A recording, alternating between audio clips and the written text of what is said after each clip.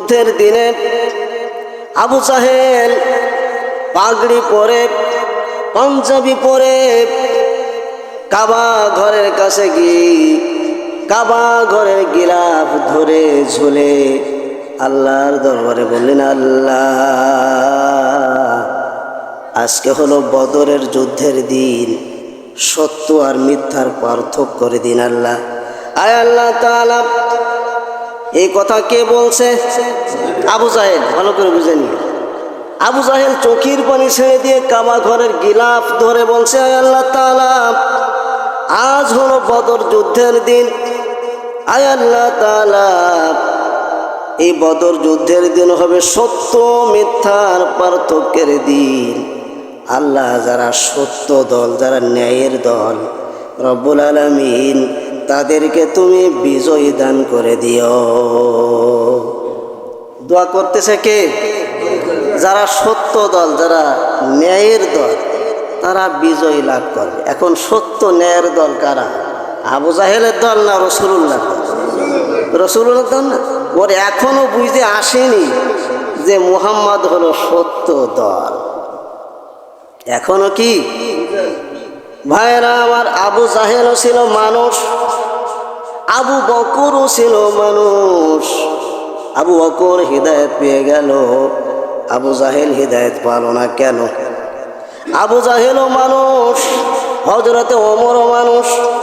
ওমর কালিমা পড়ে মুসলমান হয়ে গেল, আবু জাহেল কেন পেল না? আবু জাহেলও মানুষ, হযরতে উসমান রাদিয়াল্লাহু তাআলা আনহু, হযরতে আলী রাদিয়াল্লাহু তাআলা আনহু মানুষ। এরা হিদায়াত পেয়ে জান্নাতের সার্টিফিকেট পেয়ে গেল, আবু জাহেল পেয়ে গেল জাহান্নামের সার্টিফিকেট। এর কারণ কি? কারণ আছে না? কারণ হলো হিংসা, অহংকার।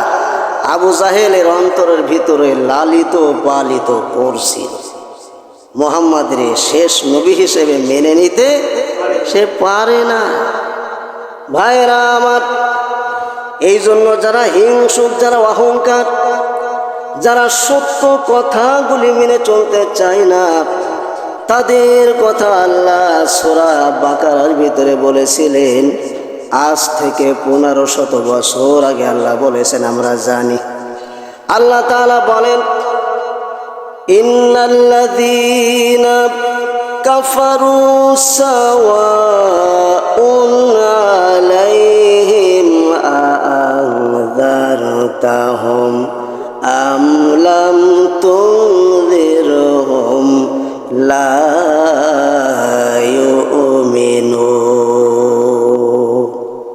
আল্লাহ রাব্বুল আলামিন বললেন, নবীজি শুনুন, ইন্নাল্লাযীনা কাফারু, নিশ্চয় যারা আপনাকে অস্বীকার করেছে, কোরআনকে অস্বীকার করেছে, আমি আল্লাহকে রব বলে মেনে নিতে অস্বীকার করেছে, কবরের আযাব যারা অস্বীকার করে, এরপরে পরকালকে যারা অস্বীকার করে, হে রাসূল আপনি শুনুন, সাওয়াউন আলাইহিম আ'আনযারতাহুম আম লাম তুনযিরহুম, ওদেরকে আপনি সৎ কথা যতই বলুন আর নাই বলুন, ওদেরকে জাহান্নামের ভয় দেখান আর নাই দেখান, সব ওদের জন্য সমান। ওদের কি? ওরা মানবে না, ওদের অন্তরে রয়েছে হিংসা, অহংকার। লা ইউমিনুন, ওরা তো আপনারা মাইনে নেবে না। আল্লাহ তাআলা বললেন, কেন মেনে নেবে না? আবু জাহেল মেনে নিল না, আবু বকর মেনে নিল, ওমর মেনে নিল, ওসমান মেনে নিল, আলী মেনে নিল, অন্যান্য সাহাবীরা মেনে নিল। আবু জাহেল, আবু লাহাব, উতবা সাহেবা কেন মেনে নিল না? রাসূল আপনি ভালো করে শুনে নিন। আল্লাহ তাআলা বললেন, খাতামাল্লাহু আলা কুলুবিহিম ওয়া আলা সামিহিম ওয়া আলা আবসারিহিম গিশাওয়া ওয়া লাহুম আযাবুন আযীম। কথা কার কথা বলেন? আল্লাহ তাআলা রাসূলুল্লাহকে জানিয়ে দিলেন, রাসূল শুনুন, খতামাল্লাহু আলা কুলুবিহিম।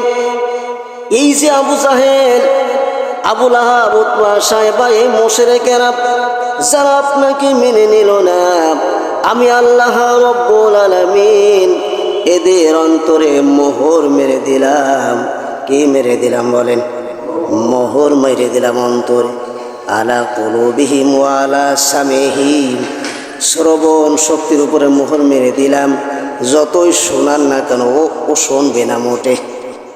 ওয়া আলা আবসারিহিম, যতই দলিল আপনি দেখান না কেন, কোরআন মেলায় মেলায়, কোরআন পড়ে পড়ে যতই দলিল ওদেরকে দেখায় দেন না কেন, ও যে ওদের চোখের সামনে নিয়ে কোরআন ধরে বলুন এই দেখো কোরআনে আস, তারপরেও আমি আল্লাহ বলে দিলাম ওয়ালা আবসারিহিম, ওদের এই চোখের উপরে আমি আল্লাহ আবরণ ফেলে দিয়েছি, ওরা কোনোভাবেই এই দলিল বিশ্বাস করবে না।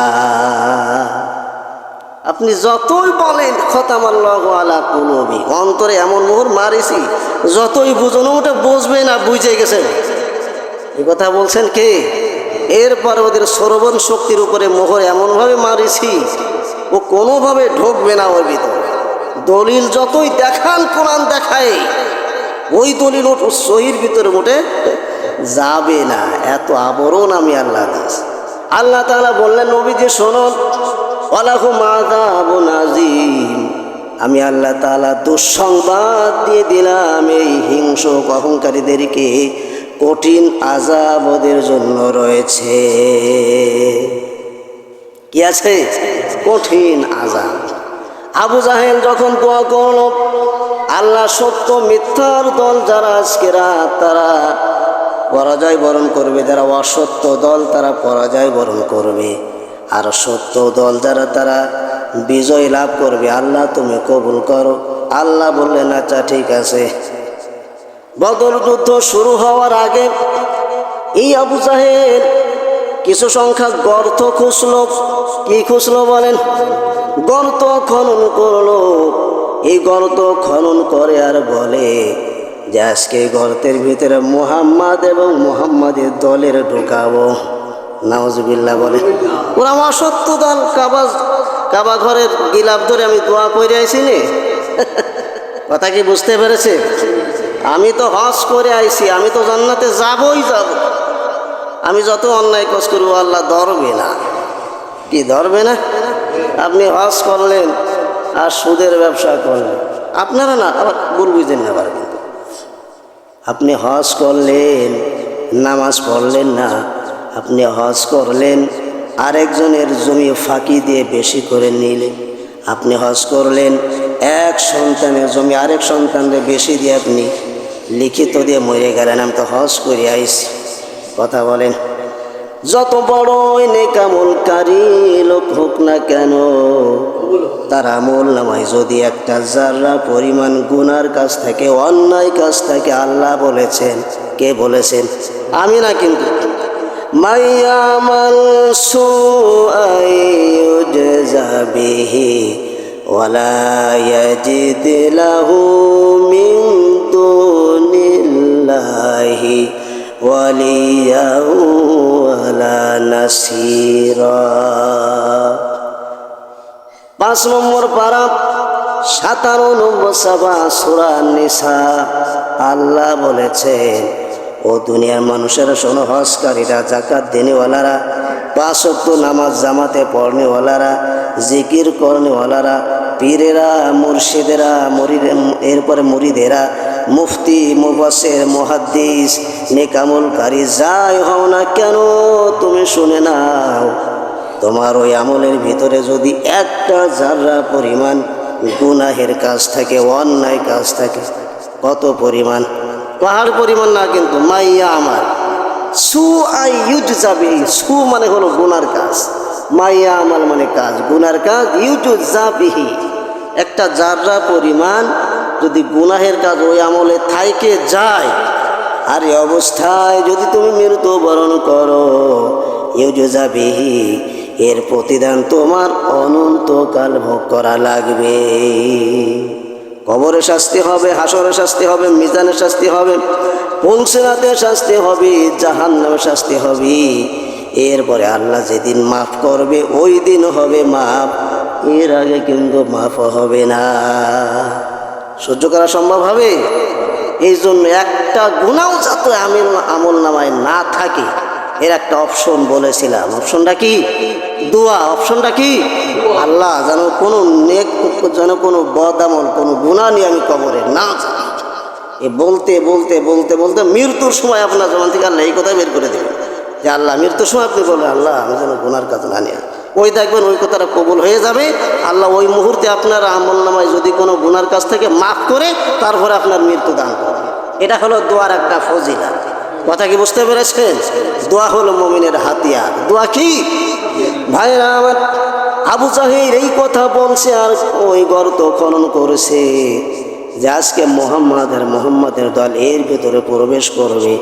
এই কথা বলে যখনই এই গর্ত পূজা শেষ হয়ে গেল, যুদ্ধ শুরু হয়ে গেল, বড় বড় পালোয়ান ছিল, তারা আবু জাহেলকে মারতে পারে না, শেষ করে দিচ্ছে। আবু জাহেলরা কি মারতে পারে না।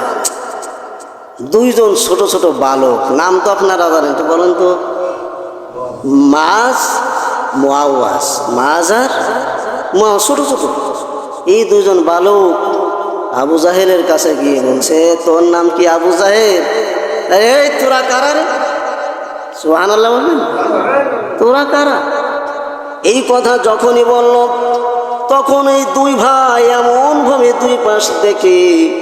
দুই পাশ থেকে এমন ভাবে আতর্কিত হামলা চালালো, এক পর্যায়ে আবু জাহেলের মতো পালোয়ান জমিনে শুয়ে পড়ল। কয়েক আঘাতে ও শেষ পর্যায়ে দেখা গেল মুহাম্মাদের দলের জন্য যে গর্ত খনন করেছিল, হিংসা করে অহংকার করে ওই গর্তের ভিতরে চাপা মাটি দিল আবু জাহেলকে। নাউজুবিল্লাহ, সবাই বলবেন না? কি পছন্দ হয়েছে নাকি আবু জাহেল ভালো কাজ করিল? আবু জাহেল কি? আবু জাহেল জাহান্নামী না? নাউজুবিল্লাহ বলেন না কেন? আমরা কি আবু জাহেল হয়ে মরতে চাই? তাহলে এই কথাগুলো বুঝে শুনে একটু বলতে হয়। যাই হোক, আল্লাহ তাআলা আমাদের সকল